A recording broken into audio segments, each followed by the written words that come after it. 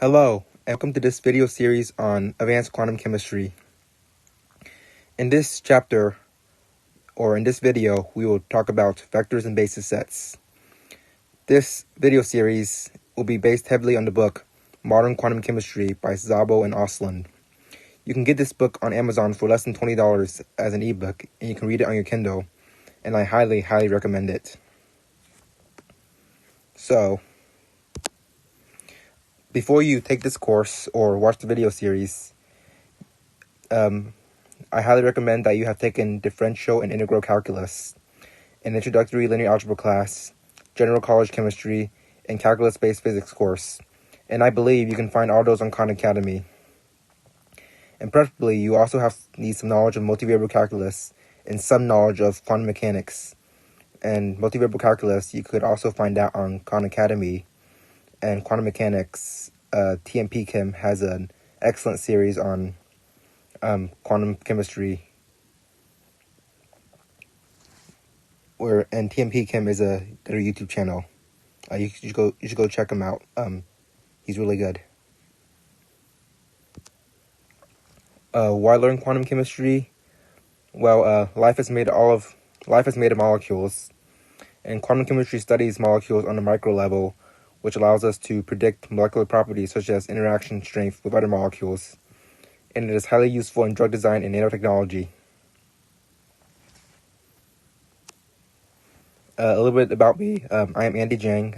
I'm a second-year CS undergraduate student at Georgia Tech, and I work in a computational quantum chemistry research group there.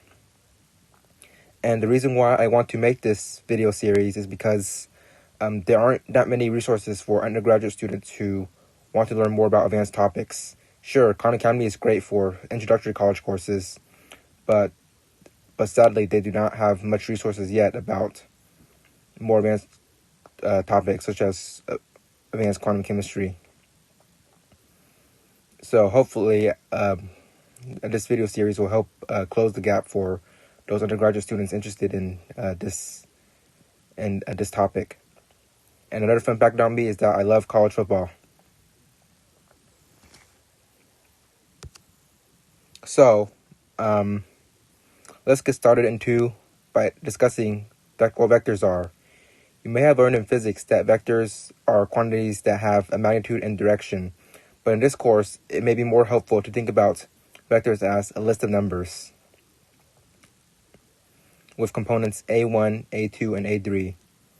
Now, as you may remember from physics, a vector can be represented as A1 times I plus A2 times J plus A3 times K, where I is a unit vector in the X direction, J is a unit vector in the Y direction, and K is a unit vector in the Z direction. However, a vector can actually be represented by three components, or at least a 3D vector can, by three components of any basis set in 3 dimensions, where the basis set is represented as E1, E2, and E3. And the thing about the basis set is that they have to be orthonormal, which means that the basis sets have to be perpendicular to each other, all 3 of them, and they each need to have a length of 1. And as you can see, the I, J, and K unit vectors fit that criteria.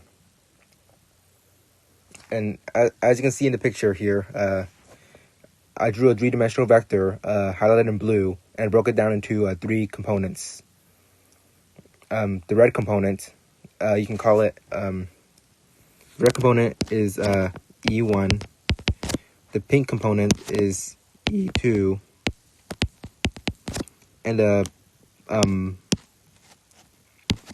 purple component is E3. And these vectors could be any set of 3 unit vectors that are in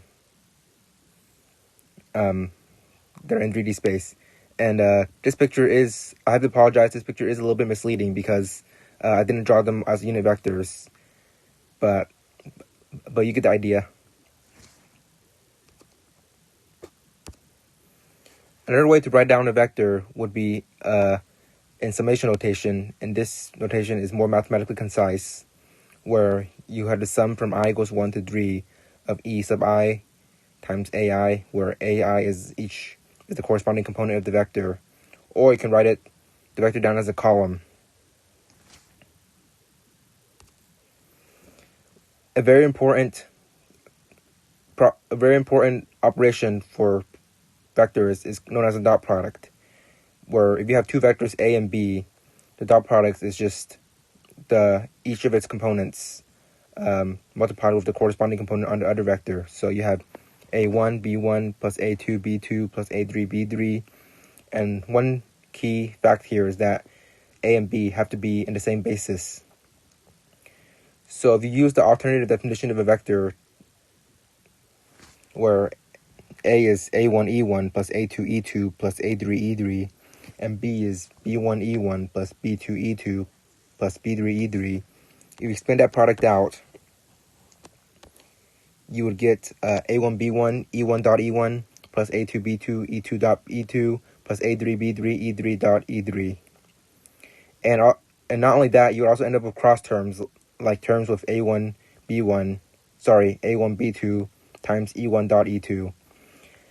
So in order for the basis vectors to work with the definition of a dot product, E1 dot E1, E2 dot E2, and E3 dot E3 all have to be 1. And E1 dot E2, E2 dot E3, etc., all of the cross terms, they have to be 0. In other words, this means this is the same thing as saying the basis has to be orthonormal. Normal because the vector's length is 1. The dot product of a vector with itself that's normalized is always 1.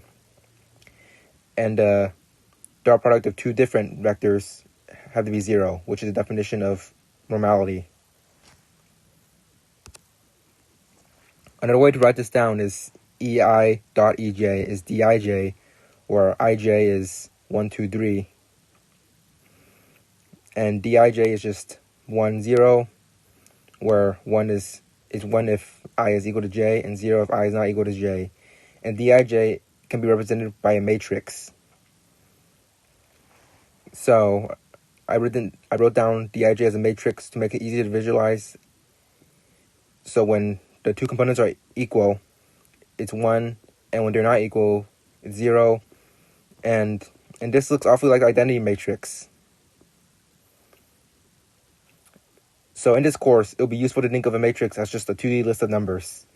And in later chapters, we'll most likely have to cover tensors, which means that a tensor is just a generalization of a matrix to higher dimensions. A tensor could be 3D, 4D, etc. list of numbers. You can think of a vector as a 1D list of numbers, a matrix as a 2D list of numbers, and a tensor as a 3D, 4D, etc. list of numbers. And you could even think of a scalar as a zero-dimensional list of vectors, if that floats your boat. But actually, matrices and vectors are tensors, but tensors of lower dimensions. So, one final note is that if you take the dot product of a basis vector with a vector, you would get that component of that vector corresponding to that basis. As I've shown here, if you dot the basis vector EJ with the vector A could be in any dimensions. Let's say it's n-dimensional. You get A1 E1 plus dot dot dot AJ EJ plus dot dot dot AN EN, which would give you the jth component of the vector A, because EJ dot EI is 0 when they're not equal, and EJ dot EJ is 1 when they are equal. So EJ dot A, another way to write that out would be EJ dot sum over all indices EI dot EI AI. And since the summation does not depend on J, you can move EJ under the sum. This will be very important in later sections of the course, when this idea of moving something outside the sum into inside the sum. So you would get sum over I of EJ dot EI AI, which is sum over I of dji ai, which is sum over all I of dij ai. Well, this concludes our first video on vectors and basis sets. I'll see you in the next video where we will cover operators. Have a nice day.